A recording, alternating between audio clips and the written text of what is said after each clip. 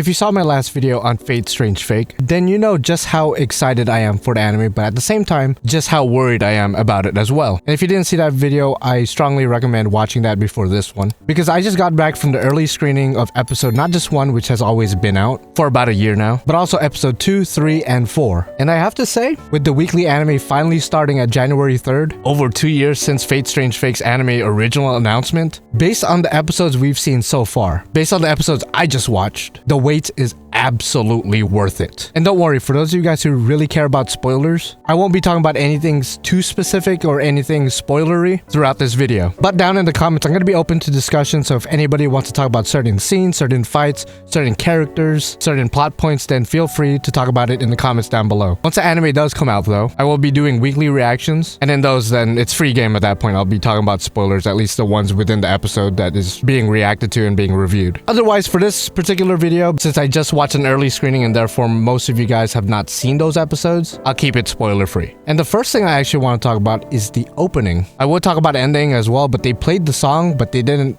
show it, like the sequence, the ending sequence at all, just the credits, so I really can't talk much about the ending, but the opening is so good. And I get it, it's probably recency bias, it's probably because, you know, I was there experiencing it for the first time. But even then, when, for example, when I watched Babylonia for the first time, and you guys know how hyped and how much I love Babylonia, I was pretty indifferent about the opening. The opening was okay, but I wasn't like, oh man, this is a bop, this is the craziest song ever. And I had every right to be biased with that opening as well. But with the Strange Fake opening, it just feels different. I don't know if it's just like Hiroki Sawano and Wet Man with the Mission as well, collaborating along with Takuma from 10 Feet. And you guys know how much I love Hiroki Sawano. I just saw him live a couple of weeks ago, and Man with the Mission like 2 years ago. So everything that like I'm already into sort of came together in that opening.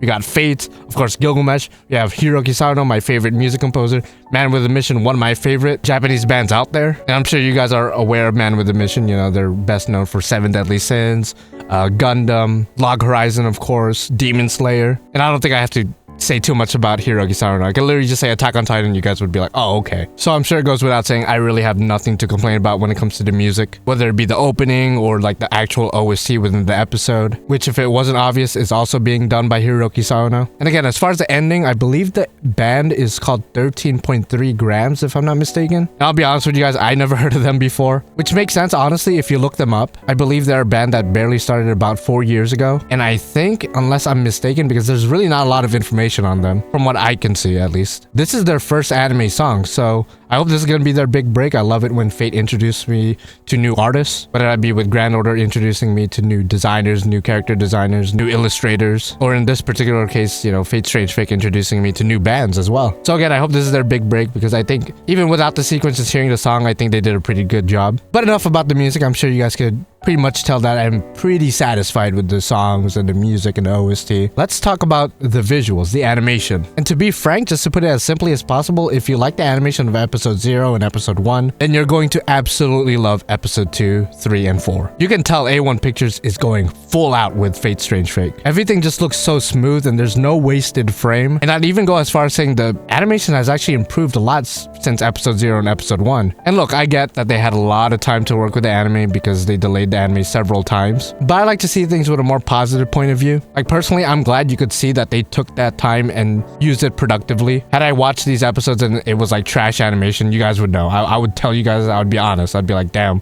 what were they doing in those months, in those years when they were delaying this anime? Like, I'd be honest with you guys. And you know what? With these particular episodes, the pressure was real because there is so much action in these episodes, so many fights. So I'd even go as far as saying that this is the true test if A1 Pictures can actually deliver a Fate Strange Fake anime. And again, I'm not going to go into spoilery territory, but if you've read the manga or the light novel, then you know what to expect as far as what fights I'm talking about. There's 2 in particular. And truthfully, I was actually rereading the manga like last night, just so when I watch the premiere, just so when I watch episode 2, 3, and 4, I can actually catch things if like things were changed or if things were cut out or if things were rushed. And I think for the most part, they were pretty faithful. Like there were certain scenes, a lot of scenes actually, I would say like 90% of the scenes that were pretty much frame by frame the exact same as the manga. And I'm using the manga as a reference because if I remember correctly, the studio, the directors are actually using the manga as the main point of reference for the anime. And I understand the light novel is where you would get like the truest form of the story, since that is the original source material, the primary source material, if you will. But again, the studio is using the manga as its inspiration for the anime, so I want to use that as reference as well. And like I just said, like it's pretty frame by frame, pretty accurate. Like fresh out of reading the manga and then like literal hours afterwards watching the anime, I was just like, whoa, I feel like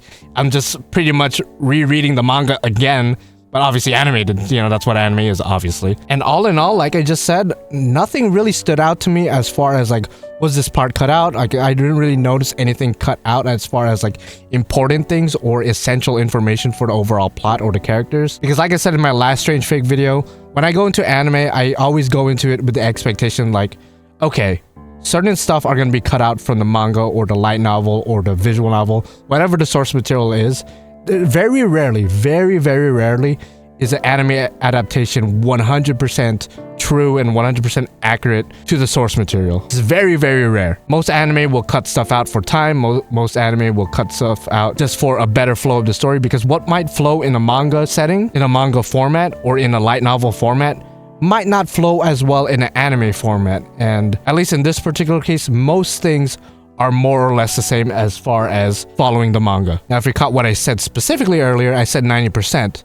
There is a particular scene in episode 4, if I'm not mistaken. And again, I'm not going to reveal too much spoilers, but it involves Saber and a guitar. I'm not going to say what exactly happens, what exactly that scene is about. But when I reread the manga last night and then watched the anime and saw that scene, I was like, wait, that scene does not happen until a couple chapters later. So when I got back home an hour ago, I decided to look at the manga again, and I'm like, okay, am I smoking crack? Did I miss something? Did I skim over this part or something? And I was not wrong. That part literally does not happen until a bit later. So I'm a little bit concerned in some ways, because I'm like, okay, why did they put that scene that much earlier? And I'm not gonna lie, it's slightly concerning, because it is the last thing we see in episode 4. So I'm hoping they didn't cut everything out from before that part, if that makes sense. Because from a plot point of view, I suppose they could put that scene at any given point within the story, and it honestly wouldn't affect the overarching plot really at all. So I don't know if it was like a stylistic choice or a pacing choice, or maybe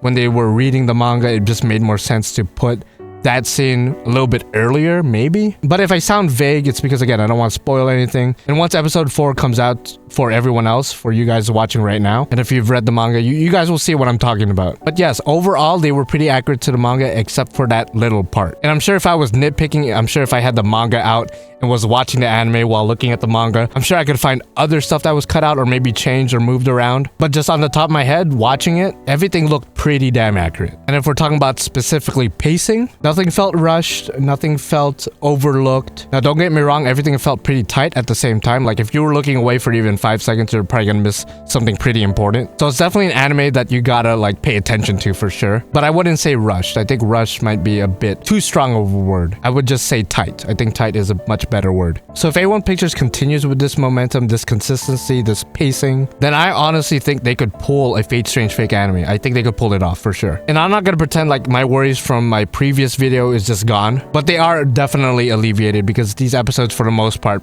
pretty much delivered. And again, if they keep this up, this level of quality, this level of storytelling up, I would even go as far as saying Strange Fake might be the best Fate anime ever. Right now, it's already the peak Fate, and it's not even done yet. The light novel's not even done. But if Strange Fate continues on with this momentum, in my opinion, easily the greatest Fate anime. Which I know sounds ridiculous, because I know the glaze is real, right? As Fate fans, we might put Zero on top, other people might put UBW on top, Heaven's Feel. Like if we're being serious, of course, I know some people might say, no, Grand Carnival or Carnival Phantasms is the best. No, if we're being serious, most people would probably put like UBW, Heaven's Feel, maybe Zero on top, like the UFO table anime pretty much. Which is fair, especially when you're talking about visuals. You know, they are pretty much the best Fate anime as far as visuals, even compared to Strange Fake. I mean, Strange Fake is very different stylistically and tone-wise, and I think A1 Pictures is doing a good job of capturing that original art style from the manga, which again, like I said earlier, they're using the manga as their point of reference. They stress that they want to follow the art style as much as possible, and I think they're doing a really good job on that. So again, I won't say A1 Pictures is better or worse than UFO Table, because in the end of the day, UFO Table has this very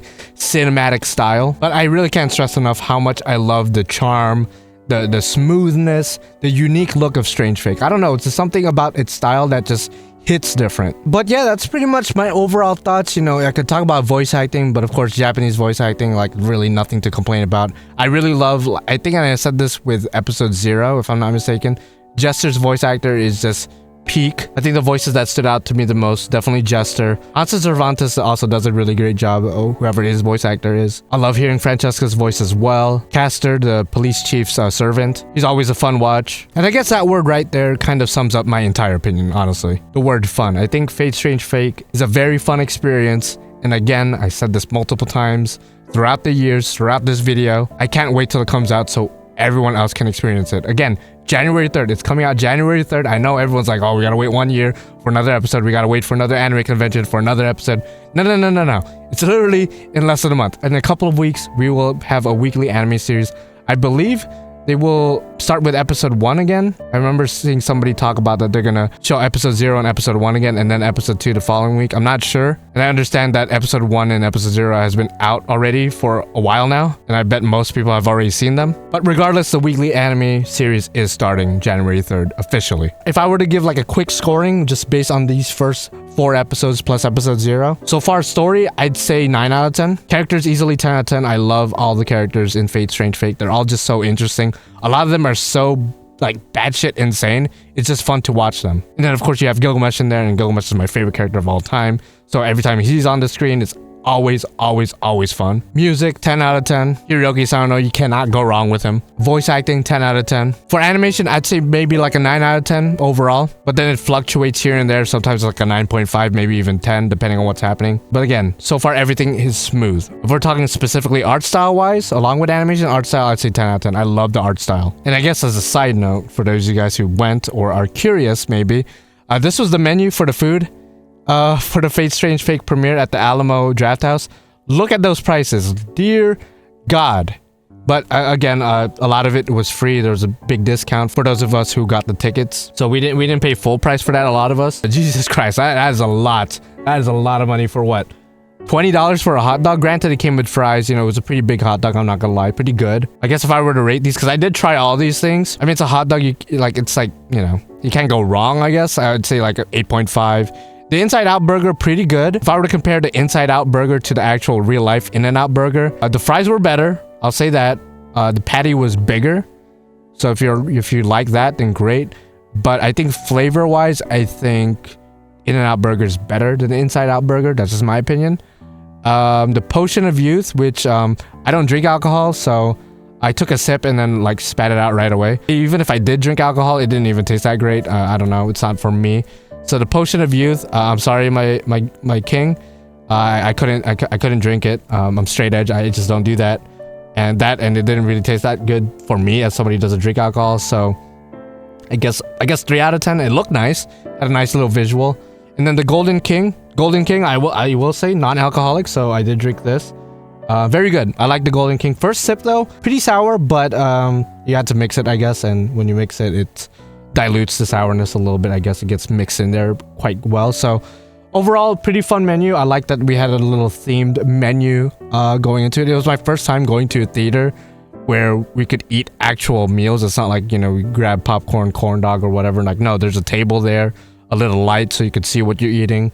It was a pretty fun experience. I liked it a lot. A small theater too, so I think there were only like 60 seats or something like that, which sounds like a lot, but when you look at like a big, you know, mainstream theater, it's like half the size of like most theaters out there. And there were a couple people who recognized me, so shout out to you guys who recognized me. Overall fun experience, you know, both within watching the episodes and just being there among other Fate fans. It was a very great time. I guess overall experience, 9 out of 10 for sure. Anyway, like the video if you like it, dislike it if you dislike it, and comment down below. Let me know what you think about the stuff I talked about. If you want to talk about certain spoiler parts, if you have any questions about certain scenes, let me know. Ask me in the comments. I will answer. And if you guys went to the premiere as well, share your thoughts. I'm very excited to see what everyone else thought who actually did watch the episodes. And side note, I guess there were quite a few casual people watching. When I went to the elevator on the way back to the parking lot, again, this is a super side note, I don't know if they were being facetious or like, you know, sarcastic or whatever, but there were like 2 individuals talking who watched Strange Fake, and one of them was like, yeah, it was pretty boring, you know, there was no blue saber. And I was just like, I didn't say anything, but I was like, it's not about Saber anymore, you know, it's about other characters, you know, plus the King of Heroes, you know. And then they were like, oh, I wonder where the red archer is. What's his name? Emiya? Is it Shiro? And then the other person was like, Amaxa Shiro? And it's like, yeah, Amaxa Shiro. That's who I was thinking about. And I was like, okay, I don't know if you guys were being facetious or being sarcastic. So if you guys are watching right now, maybe I should have asked you then and there. But I didn't want to like ask you guys on the spot and be like, oh, actually guys, it's actually Shiro Emiya. Like I didn't want to be that guy. So if you're watching this somehow and you know who you are, let me know if it, you know, if you were being for real, if you thought Strange Fake was boring because Blue Saber wasn't there. Or if you truly think Amaxa Shiro is Archer's real name, in which case you need to rewatch a lot of Fate, watch a recap video or something, I don't know. But regardless, again, comment down below, let me know what you think about what I thought and your thoughts if you did watch early screening as well. And of course, subscribe to become a supporting character, to me the main character, because without you guys, I'd be the only character, and that sucks. I need you guys. I need you guys. I need a whole supporting cast. You know what I mean? Don't be an NPC, be a supporting character, you know, be by my side in this journey of YouTube, Fate Grand Order content, Fate content, Type Moon content. And speaking of content, I will be doing weekly reactions to Fate Strange Fake once that actually comes out. So if you guys need somebody to watch along with, I'll be your guy. I'm gonna be here. Until then, I'll see you guys in the next one. Bye-bye.